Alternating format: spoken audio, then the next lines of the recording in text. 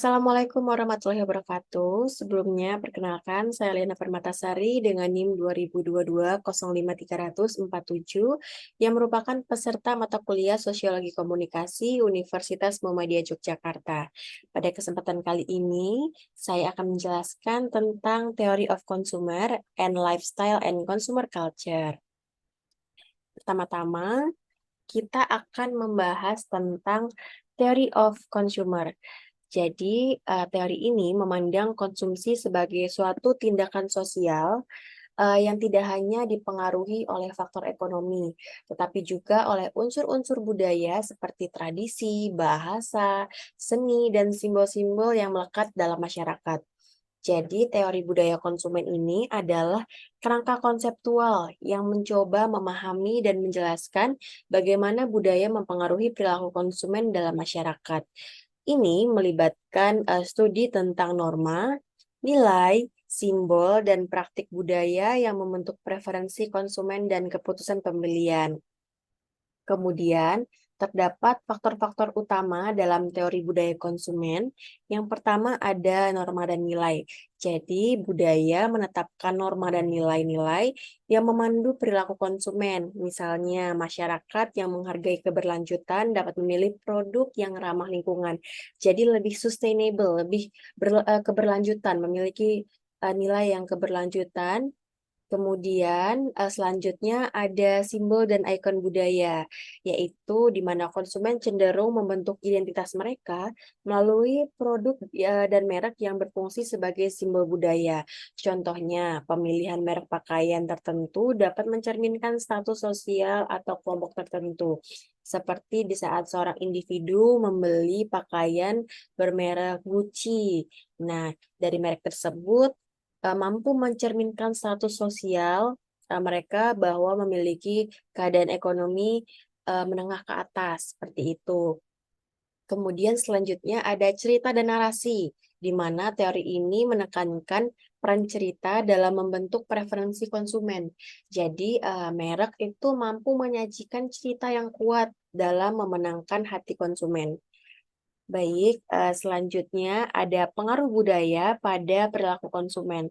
Yang pertama ada pengaruh budaya pada proses pengambilan keputusan, yaitu budaya memainkan peran kunci dalam tahap pre-purchase, pembelian, dan pasca pembelian, sehingga membentuk preferensi dan evaluasi konsumen.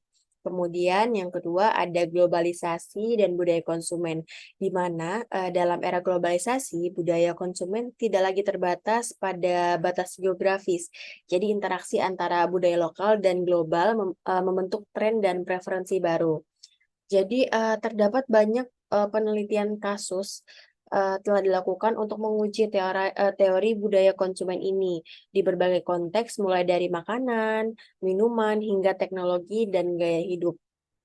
Meskipun teori ini memberikan wawasan yang berharga, terdapat kritik terhadap kesederhanaannya dalam menjelaskan kompleksitas faktor budaya yang mempengaruhi konsumen.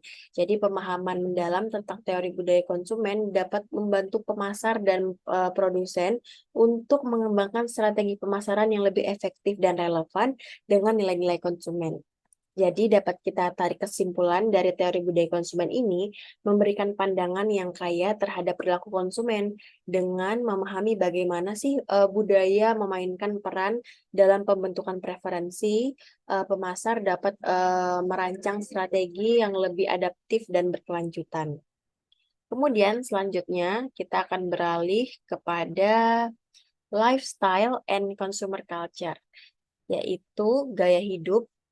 Nah, yang gaya hidup ini merupakan manifestasi nilai-nilai preferensi dan kegiatan sehari-hari seseorang atau kelompok masyarakat yang melibatkan aspek-aspek seperti pola makan, kebiasaan berolahraga, hobi, dan pola tidur. Kemudian, gaya hidup ini secara langsung mempengaruhi pilihan konsumsi.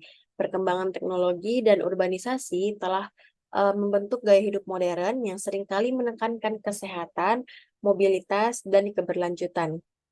Selanjutnya ada budaya konsumen. Jadi budaya konsumen ini mencakup norma-norma, nilai, dan perilaku yang mendasari keputusan pembelian. Jadi globalisasi dan konektivitas digital telah menciptakan budaya konsumen global yang lebih terintegrasi, tetapi tetap memberikan ruang untuk keunikan dan identitas lokal. Jadi pemahaman mendalam terhadap budaya konsumen itu memungkinkan perusahaan untuk menciptakan strategi pemasaran yang lebih efektif dan relevan. Jadi budaya dan gaya hidup dan budaya konsumen ini memainkan peran krusial dalam membentuk preferensi dan keputusan pembelian. Kemudian juga pola perilaku masyarakat.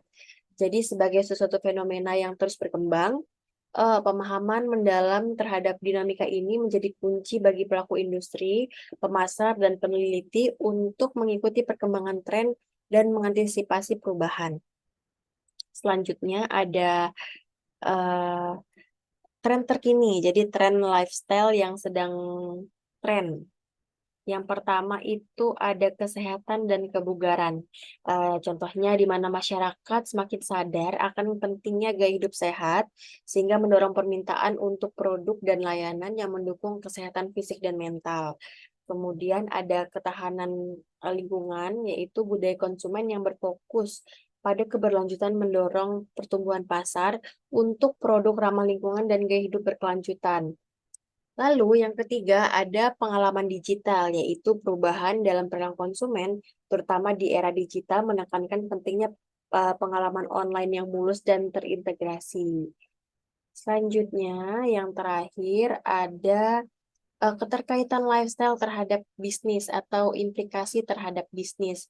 Di mana yang pertama ada personalisasi, yaitu perusahaan perlu mengadopsi strategi pemasaran yang personal dan tersegmentasi untuk memenuhi kebutuhan yang semakin individual konsumen.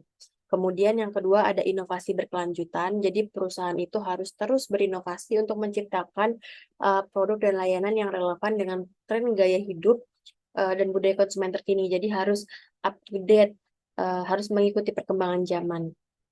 Lalu yang terakhir ada responsabilitas sosial, yaitu perusahaan yang memperlihatkan tanggung jawab sosial dan lingkungan dapat membangun kepercayaan konsumen dan memenangkan pangsa pasar.